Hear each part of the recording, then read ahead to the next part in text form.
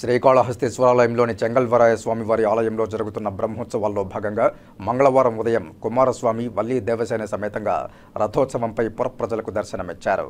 మేళతాళాలు మంగళ వాయిద్యాలతో వల్లీ దేవసేన సమేత శ్రీ సుబ్రహ్మణ్య స్వామివార్ల గ్రామోత్సవం అంగరంగ వైభవంగా జరిగింది.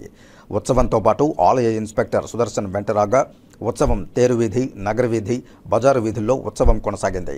ఈ కార్యక్రమంలో assistant commissioner Mallikarjuna Prasad, AEO Lokesh Reddy, temple superintendent Nagabhushanam Yadav, temple inspector Sudarshan Naidu, పలువురు అధికారులు పాల్గొన్నారు.